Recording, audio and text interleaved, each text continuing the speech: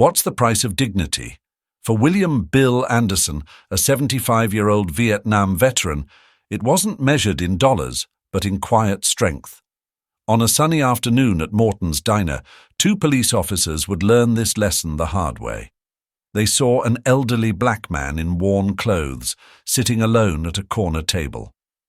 What they didn't see was the Purple Heart in his pocket, or the battlefield scars hidden beneath his jacket. They certainly didn't notice the small reservation card on his table, a card that would soon turn their world upside down. But I'm getting ahead of myself. Let me take you back to that fateful Tuesday afternoon, when respect and prejudice collided over a simple cup of coffee. Before we begin this powerful story of dignity and respect, I'd love to know, where are you listening from today? Take a moment to share your city in the comments. It's amazing to see how this message reaches hearts across the nation.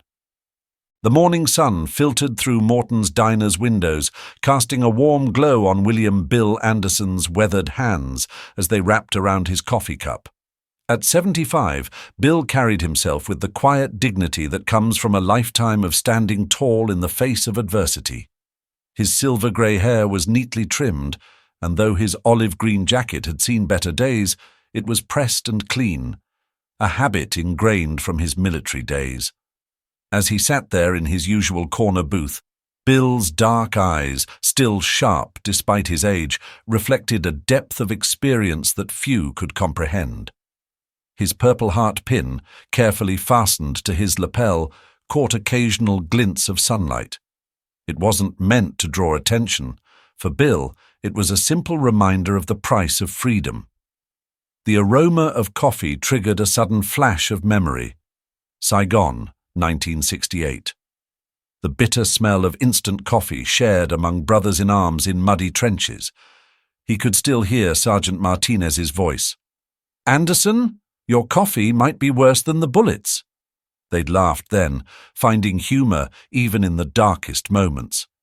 Half of those young men never made it home, but their spirits lived on in Bill's quiet moments like this. A young waitress approached with a coffee pot. "Refill, Mr. Anderson?" she asked with genuine warmth. Bill smiled and nodded, his movements deliberate and composed. "Thank you, Sarah," he replied, his voice carrying the gentle strength that had earned him respect from his fellow veterans at the local VFW post.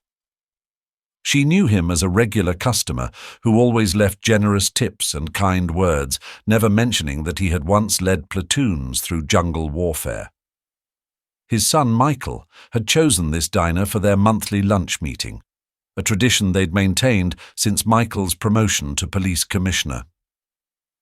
Bill checked his watch, an old Timex that had survived decades of wear. Michael was running late, but Bill wasn't concerned. Running a police department meant unexpected situations could arise at any moment. As he waited, Bill's mind drifted back to another delay 30 years ago, when Michael was graduating from the police academy. Bill had arrived 3 hours early, determined that nothing would keep him from having a front-row seat to see his son follow his own path of service. Different uniform, same values. That's what he'd told Michael that day. Now, in the bustling diner, Bill maintained that same patient dignity. His posture remained straight, not stiff but proud, a bearing earned through years of carrying both visible and invisible weights. Even as other patrons came and went, casting curious glances at the elderly black man sitting alone, Bill remained unruffled. He had long ago learned that true strength lay not in reacting to others' prejudices, but in remaining steadfast in one's own worth. The reservation card on his table was small and unassuming, just like Bill preferred to be. Yet, like the man himself, it held significance far beyond its modest appearance, significance that would soon become apparent to everyone in Morton's diner. As the lunch hour approached, Morton's diner transformed into a bustling hub of activity.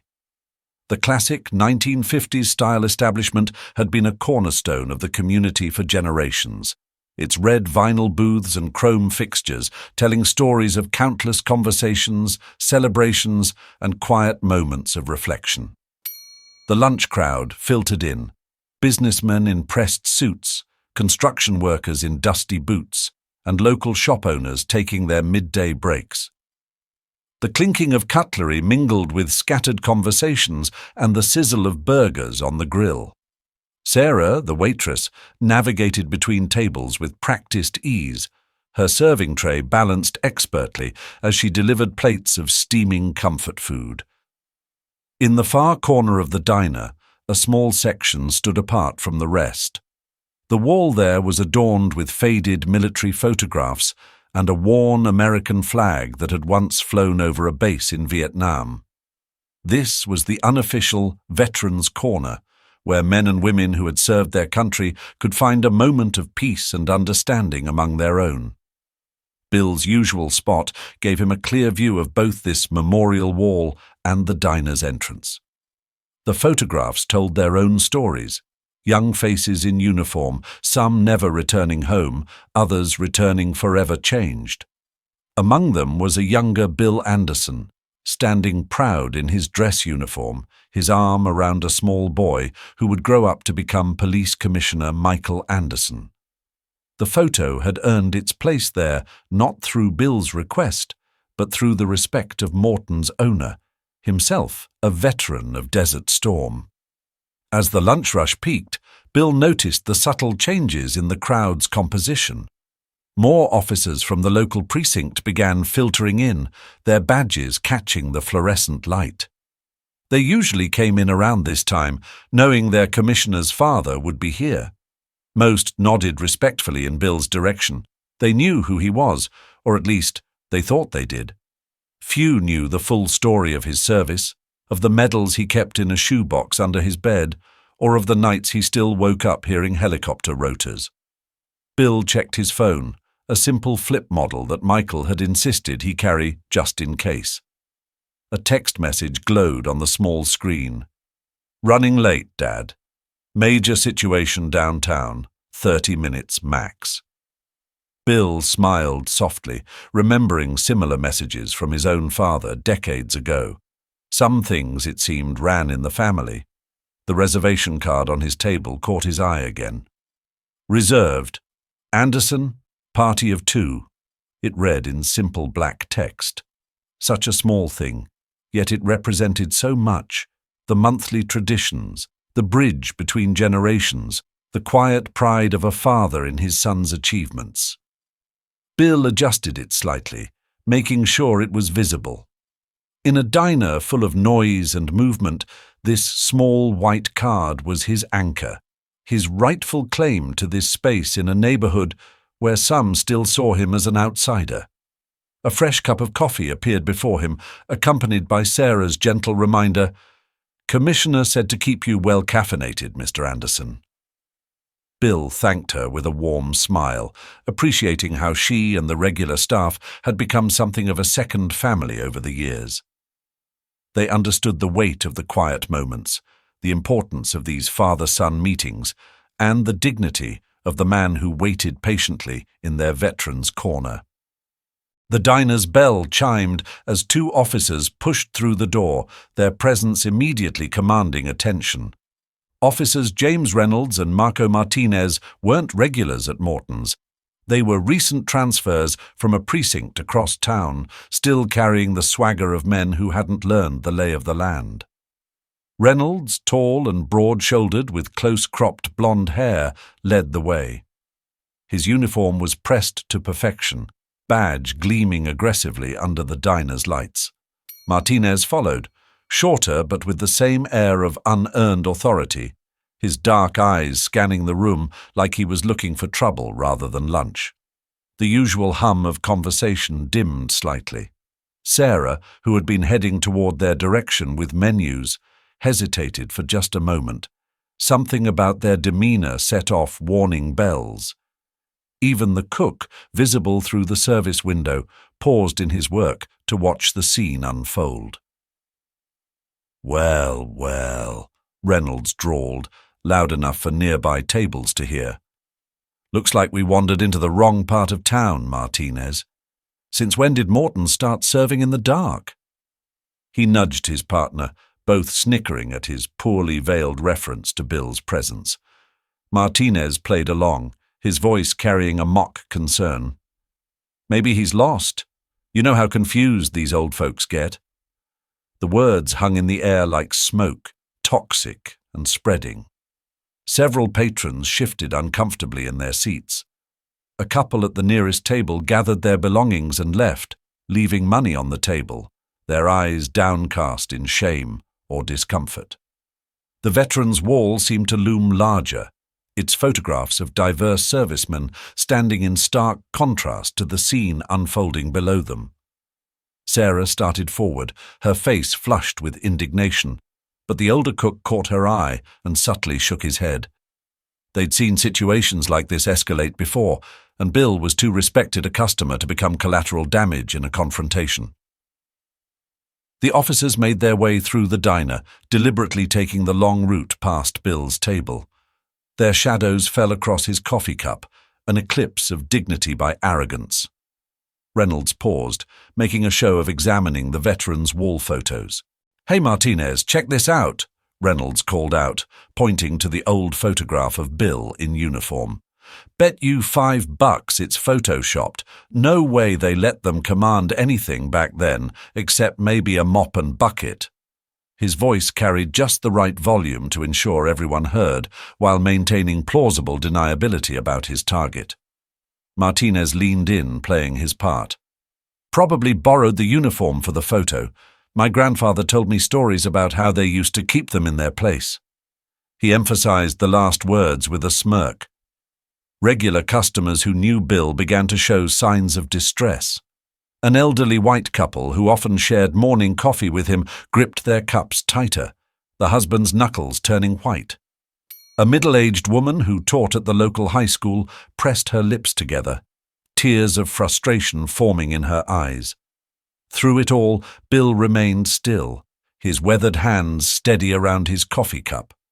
His expression hadn't changed, but those who knew him well might have noticed the slight tightening around his eyes, the way his thumb traced the rim of his cup, a gesture that had once steadied his hand on much more dangerous triggers. The air in the diner grew thick with tension. The rhythmic clinking of cutlery had ceased, replaced by an uncomfortable silence, broken only by the officers' exaggerated laughter and the soft hiss of the coffee maker. Even the streets outside seemed to have gone quiet, as if the whole world was holding its breath, waiting to see what would happen next. Sarah approached their table again, this time with a forced smile that didn't reach her eyes. "Officers, can I show you to a table?" Her attempt to diffuse the situation was met with more snickering. "Sure, sweetheart," Reynolds replied, his eyes never leaving Bill's corner. "Just make sure it's somewhere with a better view.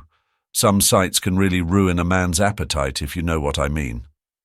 The small reservation card on Bill's table caught the light, its presence a quiet testament to his right to be there. But to officers Reynolds and Martinez, it was just another detail they chose to ignore, too caught up in their own prejudices to see the storm they were about to provoke. As the officers' taunts continued, Bill's mind drifted back to another time, another diner, Savannah, Georgia, 1969. Fresh from Vietnam, still in his uniform, Purple Heart pinned to his chest. They wouldn't serve him then either. "We don't serve your kind here, boy," they'd said, despite the medals, despite the uniform. The memory wasn't bitter anymore. Time had smoothed its edges, but the lesson remained. "Sir," Reynolds' voice cut through Bill's thoughts, mock politeness dripping from every word. "You seem awful comfortable here. Don't you think you'd be happier at one of those diners on the east side?" The officer leaned against Bill's table, deliberately blocking his view of the veteran's wall. Bill took a slow, measured sip of his coffee. Another memory surfaced, teaching young Michael how to handle bullies. "Your dignity is your armor, son," he'd said. "Nobody can take it from you unless you let them." Now, decades later, he lived those words. "I'm quite comfortable here, officer," Bill replied, his voice calm and clear, carrying the authority of a man who had commanded troops in combat. "I'm waiting for my son." Each word was carefully measured, neither confrontational nor submissive. Martinez snorted. "Your son? Let me guess. He's the president?" Both officers laughed, but their laughter faltered slightly when Bill didn't react to their taunt. The diner had grown so quiet, you could hear the soft hum of the fluorescent lights. Sarah stood by the counter, coffee pot clutched to her chest like a shield, her eyes darting between Bill and the officers. The cook had stepped out from the kitchen, his stance tense, ready for trouble. "Actually," Bill continued, his voice unchanged, "he's running a bit late. There's apparently a situation downtown that needs his attention." He adjusted the small reservation card on his table, more out of habit than necessity. Reynolds' face darkened. He didn't like being ignored, didn't like how this old man maintained his composure. "Listen here, old-timer," he growled, dropping all pretense of politeness. "I don't know what game you're playing, but—" 1968, Firebase Gloria, Bill interrupted softly, his eyes distant. "We had a young lieutenant, fresh out of West Point, thought he knew everything, looked down on the enlisted men, especially the colored ones." His voice carried no anger, just the weight of experience. "First firefight, he froze up. It was a black sergeant who pulled him to safety, took a bullet in the process." The story hung in the air, its meaning clear to everyone listening. Reynolds' face flushed red with anger and embarrassment. Martinez shifted uncomfortably, his hand unconsciously moving toward his belt. "Are you threatening us, old man?" Reynolds demanded, his voice rising. Several diners flinched at his tone, but Bill remained steady. "No, officer, just sharing a memory." Bill's hands remained visible on the table, his posture relaxed but dignified. Sometimes the uniform can blind us to the person wearing it, or the person we're looking at. Reynolds slammed his hand on the table, making the coffee cup rattle. "That's it. Let's see some ID now." The aggression in his voice was clear, but Bill noticed something else: fear. Fear of being shown up, of losing control, of being wrong. As Bill slowly reached for his wallet, another memory washed over him. Michael's first day as a rookie cop, proudly showing his father his new badge. "Dad, I'm going to change things," he'd promised. "Make them better." Bill had smiled then, knowing change came slowly, but it came. The tension in the diner had reached a breaking point. The reservation card sat there, still unnoticed by the officers, its simple text holding the key to diffusing this situation. But before Bill could produce his ID, Reynolds reached for it himself. His patience expired, his authority challenged by nothing more than an old man's dignity. The next few moments unfolded like scenes from a war film played in slow motion.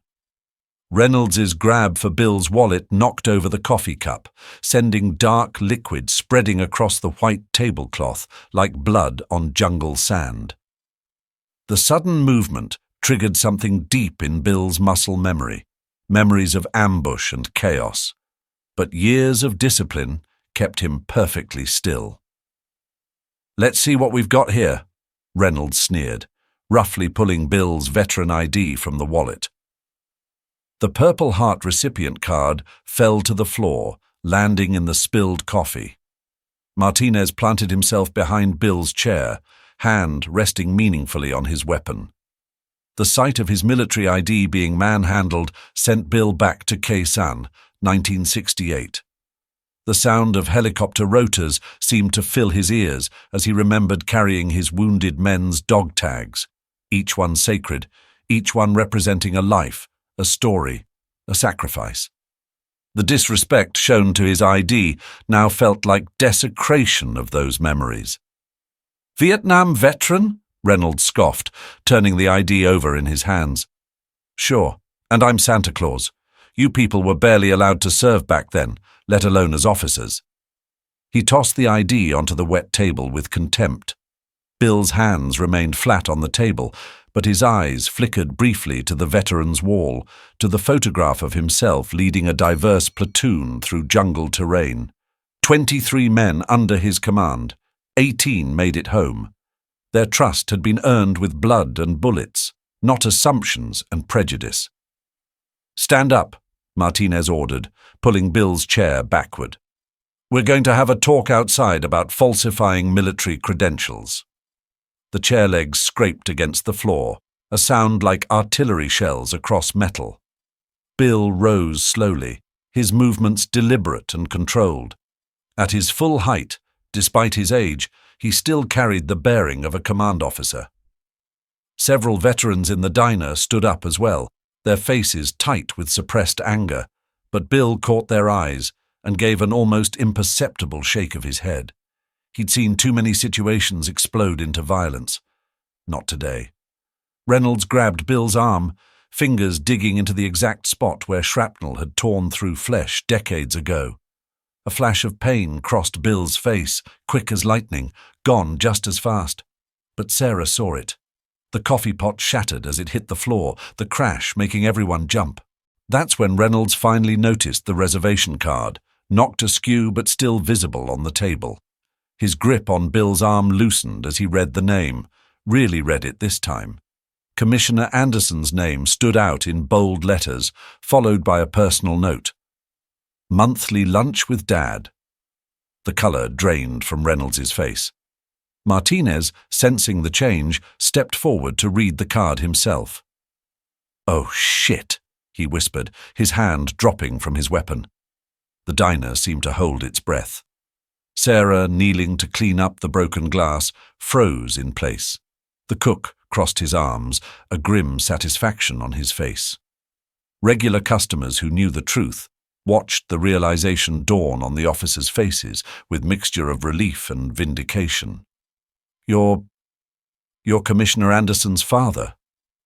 Reynolds' voice had lost all its previous authority, replaced by something close to panic. He looked again at the veteran's ID he had so casually dismissed, then at the wall photo showing a younger Bill Anderson receiving a commendation, then back at the man himself.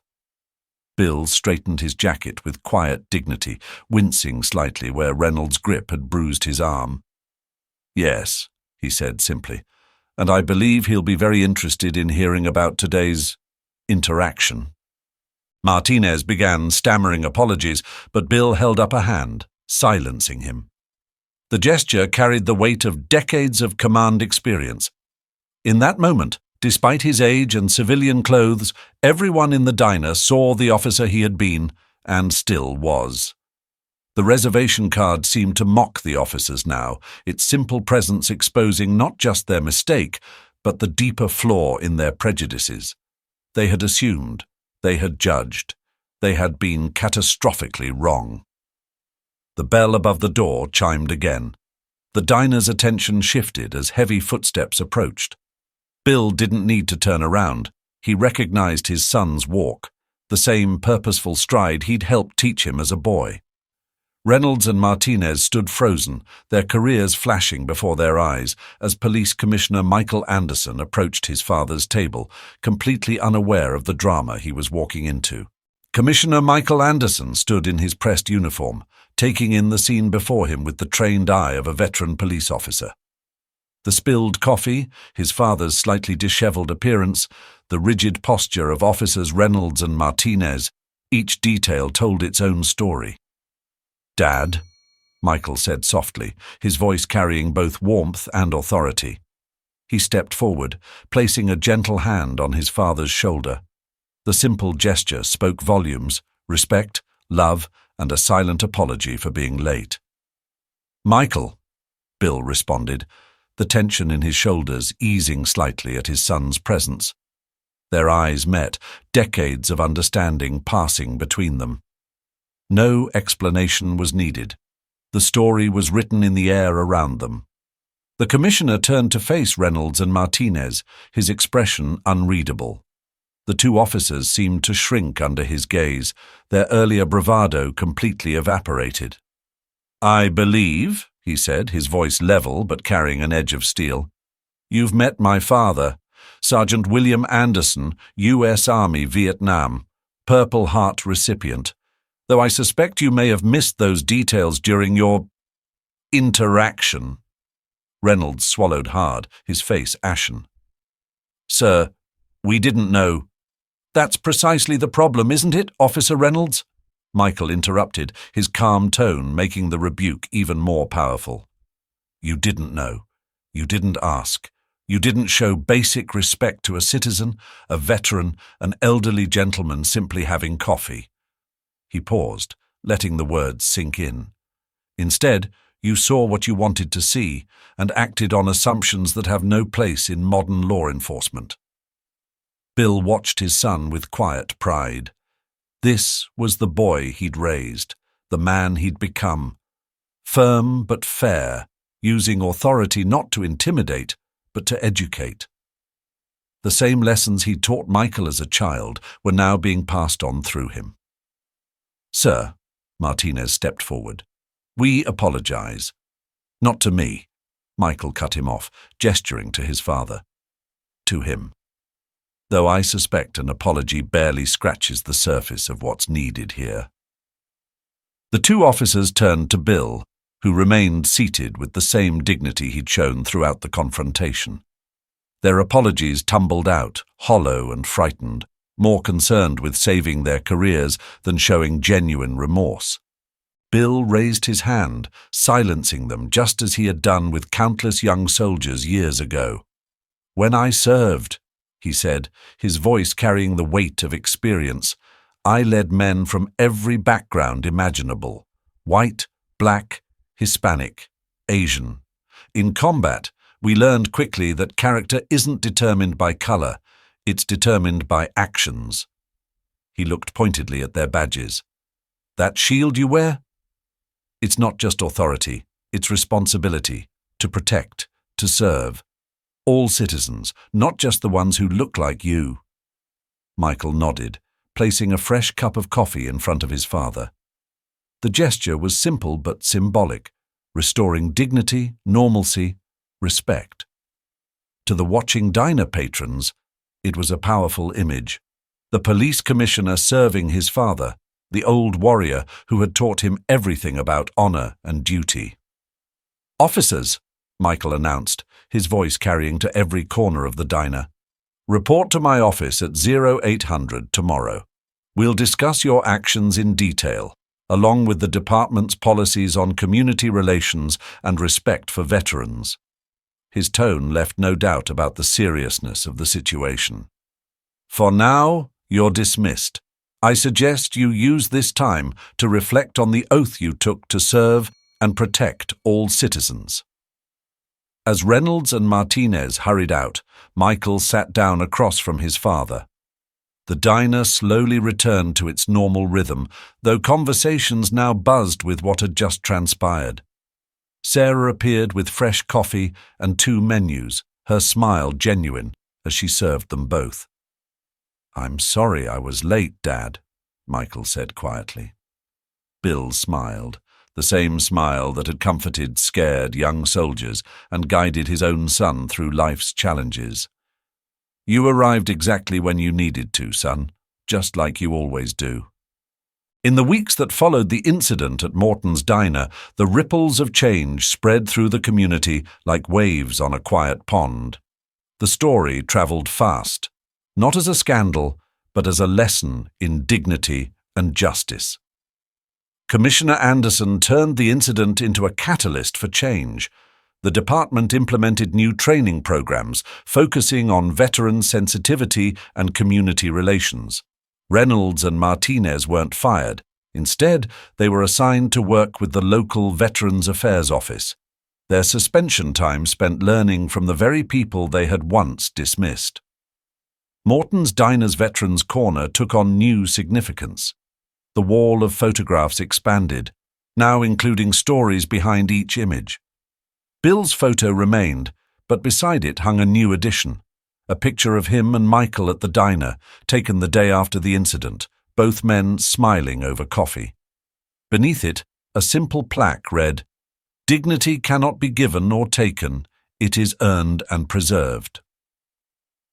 One quiet morning, as Bill sat in his usual spot, Sarah brought over a group of police academy cadets. "Mr. Anderson," she said warmly, "these officers in training were hoping to hear about your experiences." The young cadets, diverse in background but unified in purpose, pulled up chairs, eager to learn from a man who had commanded respect, not through force, but through unwavering dignity. Bill shared his stories, not just of Vietnam, but of the battles fought here at home. He spoke of patience in the face of prejudice, of standing tall when others tried to bring you low.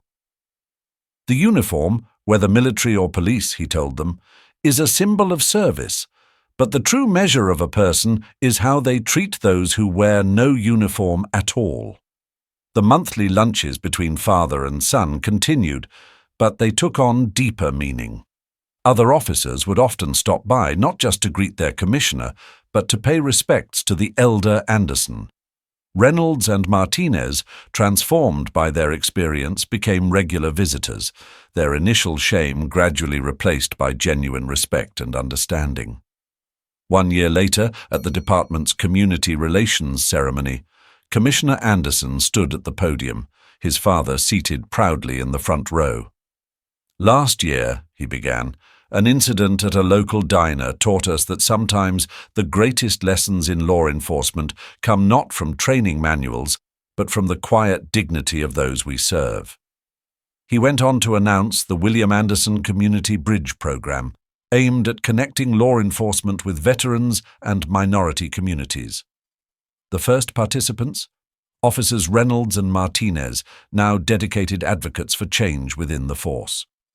As applause filled the auditorium, Bill remained seated, his expression serene.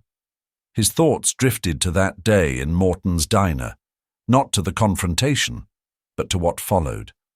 How a moment of potential hatred had transformed into an opportunity for growth. How his lifetime of maintaining dignity in the face of prejudice had finally borne fruit in ways he never expected. The reservation card from that day now sat framed in Commissioner Anderson's office, a reminder that true authority comes not from a badge or rank, but from the character of the person wearing it. Next to it, a new photograph showed 3 generations of Andersons, Bill, Michael, and Michael's young son, all sharing coffee at Morton's diner, all carrying the same quiet dignity. Back in the present, as the ceremony concluded, Michael found his father in the crowd. No words were needed as they shared a knowing look. They both understood that sometimes the greatest victories aren't won with weapons or words, but with unwavering dignity and the patience to let justice find its way. Sarah still works at Morton's diner, and every now and then she tells new customers the story of the day when dignity triumphed over prejudice. "You see that corner," she'll say, pointing to Bill's usual spot. "That's where we learned that real strength isn't about power, it's about persistence, patience, and pride in who you are." And Bill? He still sits in his corner, drinking his coffee, watching the world change one small moment at a time. His victories weren't won on battlefields alone, but in diners and street corners, in quiet moments of dignity that spoke louder than any words could. Thank you for taking time to witness this story with us. If this story touched your heart, please share it with others who might need to hear its message of dignity and respect.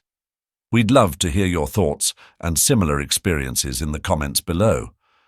And don't forget to subscribe for more stories that remind us of our shared humanity. Until our next story unfolds.